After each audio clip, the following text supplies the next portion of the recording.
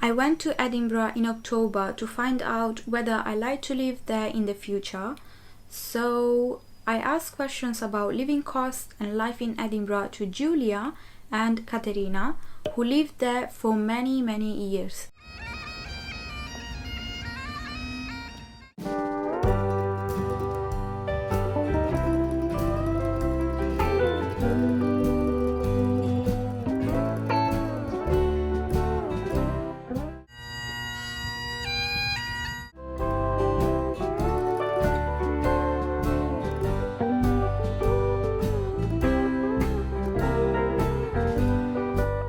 I travelled from Nottingham to Edinburgh by train and I only paid £65, return included.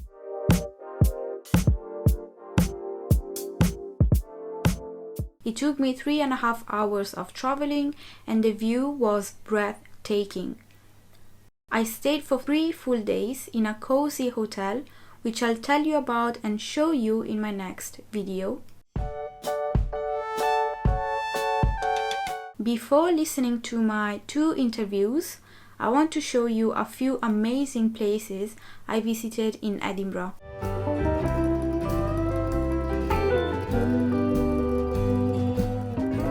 Hi everyone, I'm going to explore this city a little bit. Right now I'm going to Calton Hill.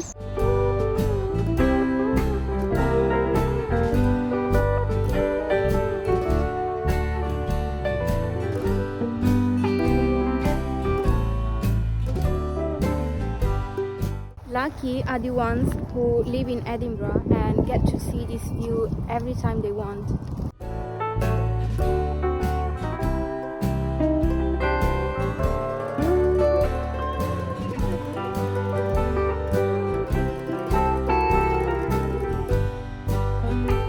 I thought it was going to be a little bit harder to come here, but actually it has been much easier and there is nobody around. On my own. I just saw a lady with a dog and that's it. There is to say that I picked the right month to come in Edinburgh because it's autumn and the colors in Edinburgh are so beautiful. Autumn in Edinburgh is something that you have to see for yourself.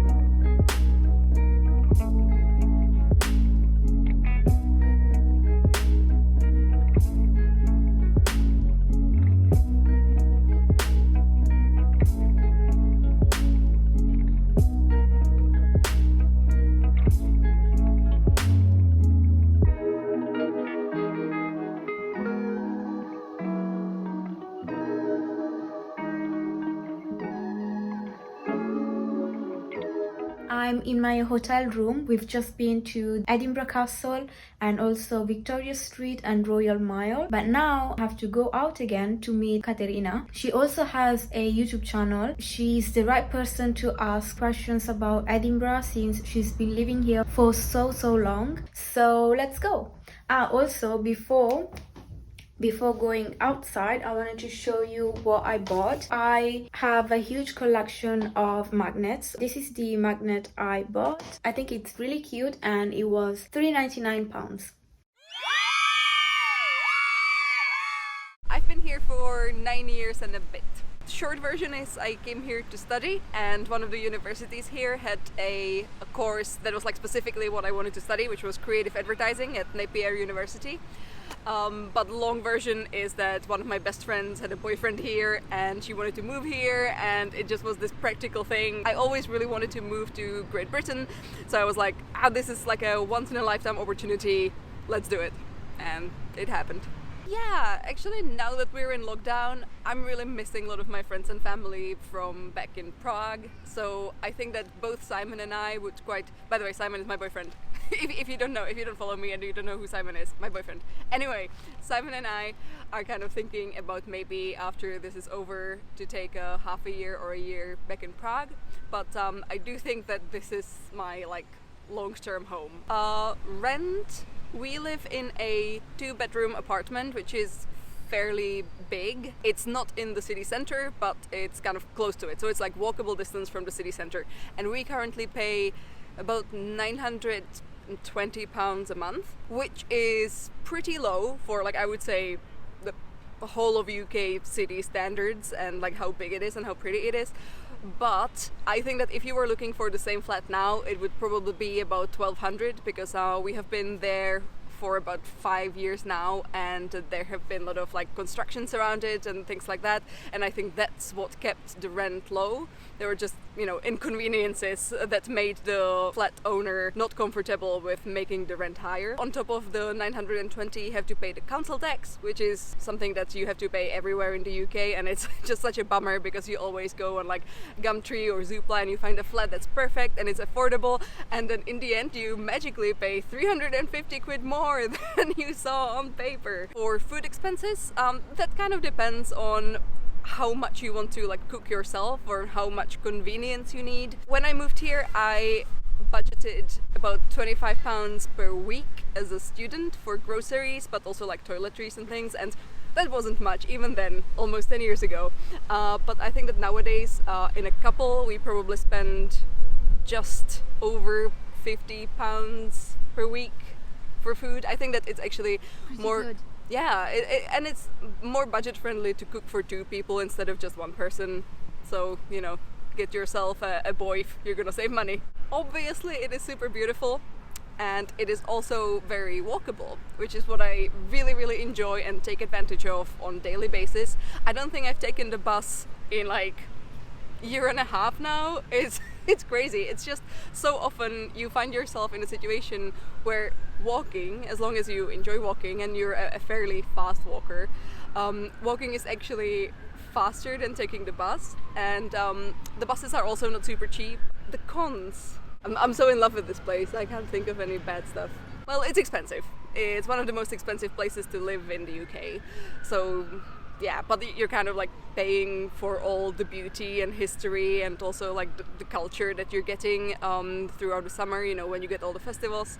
And it's not just the Fringe Festival and the theatre festivals of August, but there's a lot of other things, a lot of other events going on all throughout the year. I actually thought it was cheap, it was a cheap city, but turns out it's not. Another con would be the weather. What you can see right now around me is not the standard.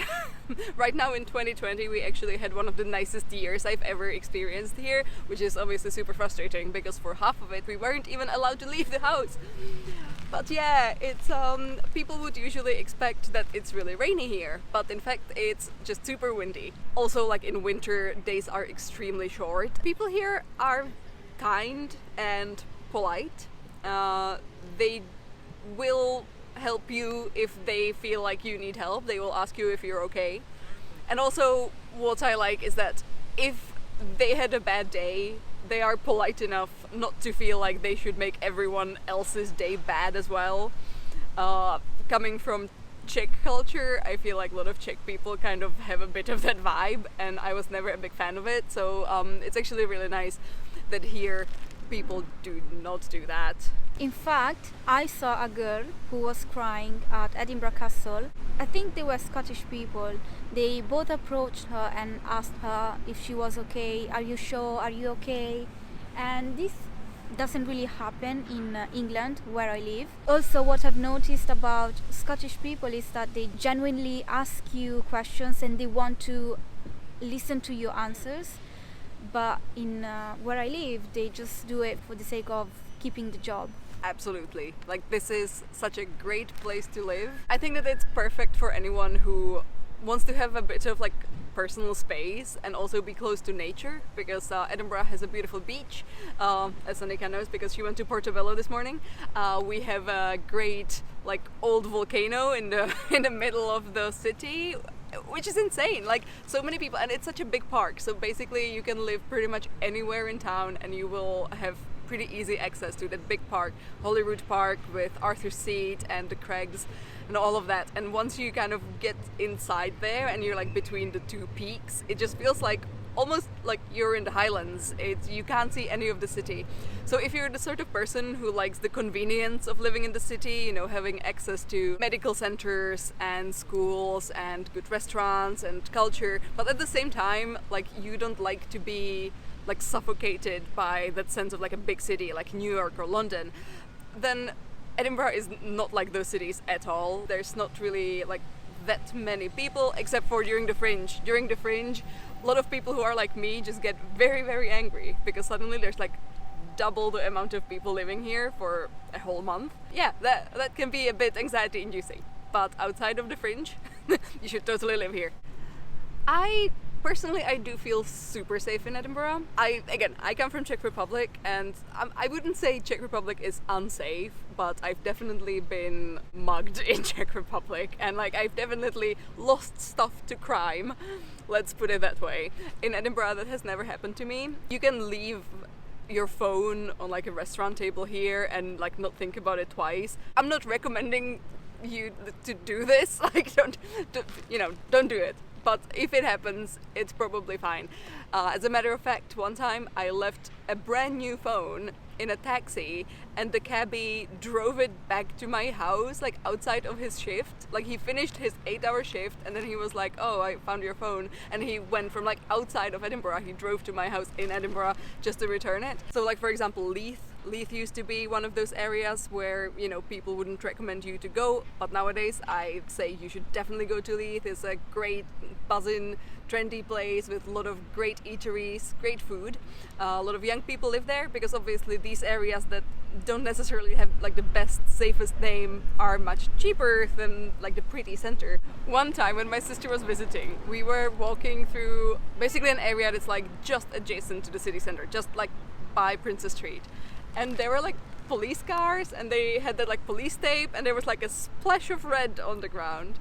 And I was like, that's kind of like, it looks too red to be blood. Later on we found out it was blood because some like mafia boss got to leave the prison for like one day for like his nephew's birthday.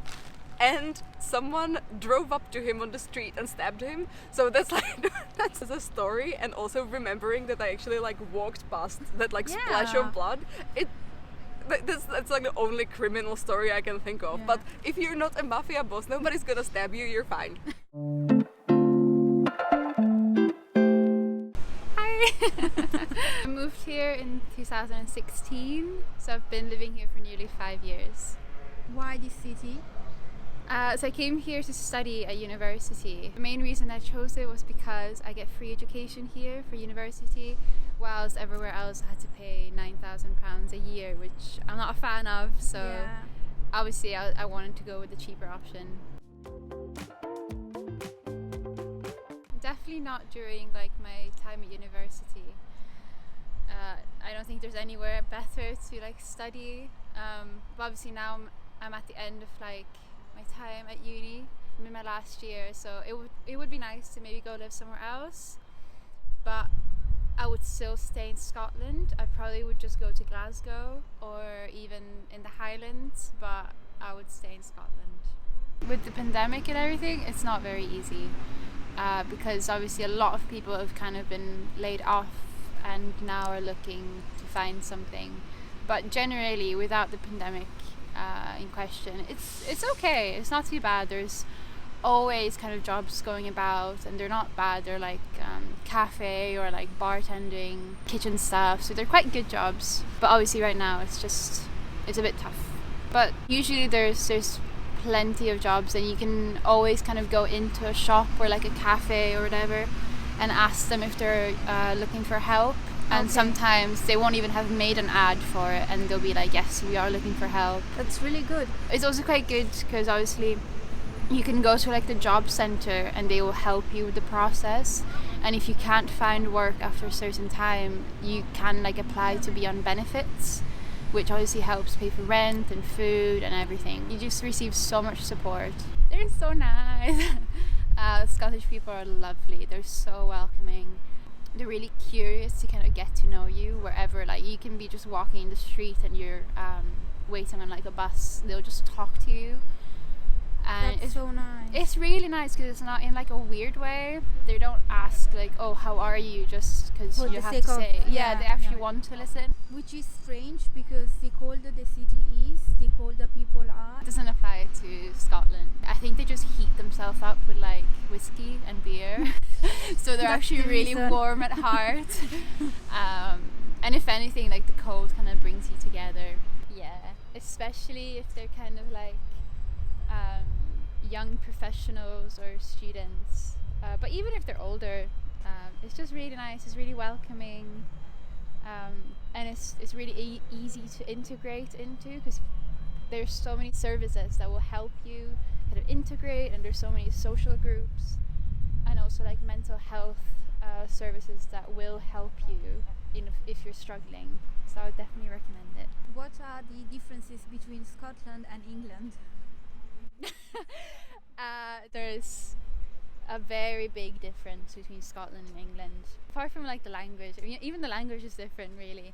It's complete like mentality that Scotland and England have. Scotland is much more EU centered. Yeah. And it's much more open to immigrants, and they kind of, you can tell that they really value the inputs that kind of having immigration has to the culture, and they don't see it as us kind of taking over or infiltrating or anything. Whilst I feel like England isn't as good for like integration of immigrants or foreigners. First thing I would say to do is register yourself for a GP, because then that gets kind of your healthcare sorted, and in case something happens, you're fine. Second thing to do, go out for a pint, and that's kind of how you get to know your community as well, through the locals and just the bar staff, and they can kind of give you lots of places to go to, what to do, and it also gives you kind of just a sense of like home because you kind of just know some people. Third thing to do, go up Arthur's Seat, which is the volcanic rocks that we've got, because they're really pretty and you can see all of Edinburgh from there. I wouldn't recommend going to the castle because the castle is pretty to look at. Can't see from here. It's pretty to look at, but it doesn't actually have much inside. It's actually a bit empty. Maybe go up Calton Hill and then go to Portobello. And you can get there by bike as well. It takes like 30 minutes from the city centre. Like you can just rent the bike and then just drop it off there, so you don't even have to like bring it with you. Or you can take a bus. Like the bus services are really good. They take you anywhere. There is Leith, and it used to be kind of like the dodgy place. Okay. However, now it's a bit safer, and now Portobello has kind of become the little bit sketchier place. Okay. However, I've never felt in danger, even walking late at night. Obviously, like working in a bar, you sometimes have to finish really late. Like I've come home sometimes at like 3 a.m. Yeah. And I've never felt like unsafe. It's always been fine. Even when like, you know, you go for a night out and you're a little bit intoxicated, I've always felt safe, and people will help you if they kind of see that you're in trouble. So yeah, it's I'd say it's very safe. Okay. Definitely safer than Rome. I felt quite safe in Rome. Really? Yeah. Oh yeah. It's a little bit expensive. Definitely if you come from a city that's maybe doesn't attract as much tourism. It's not as expensive as London, but it's not far off. So like for example, I live in a 2-bedroom flat and that's $440 a month only for me, not shared. And then bills are not on top of that. So bills would maybe come to maybe like £20 or £30 a month. Job wise, I'm working right now part-time in a bar, and even though with the hours I do, I can still make enough to pay rent. How many hours do you work? So I work part-time, and I mean on average around 19 hours. And you're able to pay rent? I'm able to pay rent. However, that's also because I am 22, so the pay grade for me is $8.20 an hour. So it's a bit different for maybe like people who are under 20 because they get slightly less. But even then, if you work full time, you can definitely pay rent if like your rent is about £400 a month. Another good thing about Scotland in general is that you don't have to pay for water. The only thing you pay bills wise is energy and gas. Healthcare is free as well. Same goes with sexual health. They provide you with like any contraception that you need, even if it's the pill. Yeah. You don't have to pay for any of that. Pros and cons of Edinburgh. Pros, I mean, you get to live in like such a pretty city every day. You wake up and it's like, wow. Healthcare is free, which, I mean, and it's very like accessible. It actually works. It's not like it's free, but then it lacks. It actually properly works. It's very student friendly because it's like a university city. There's student discounts everywhere. It's rare that you go somewhere and they won't have any student discount. It's also very eco-friendly as well. There's rentable bikes that you can take instead of taking the bus or like an Uber. Also the buses, they emit less CO2 than normal ones. It's also the best place to be vegan in Edinburgh, in the UK. And what about the cons? Cons. You don't have any. Cons. Rent can be a bit much sometimes. It's very cold. So I study at Edinburgh Napier University and I do interior and spatial design, and I'm currently in my 4th year. It's very challenging because obviously it's a very creative course, and it has both architectural elements and design elements, so it's quite intense. But you learn lots, and my university is also quite good for kind of preparing you for the real world, if you want to call it that. And they're also very friendly to kind of students that have to work part-time, which I really appreciate because obviously I'm working part-time. If you can go for like Edinburgh University, I definitely would, because obviously it's a better university than Napier in some areas. It just kind of depends for what subject you want to go for, because obviously they both have pros and cons. Thank you so much, Julia. You're welcome. Ciao. Ciao. Vattene via. Julia and I studied in Rome together in high school, and we've met 7 years later in Edinburgh, so we decided to catch up on our life.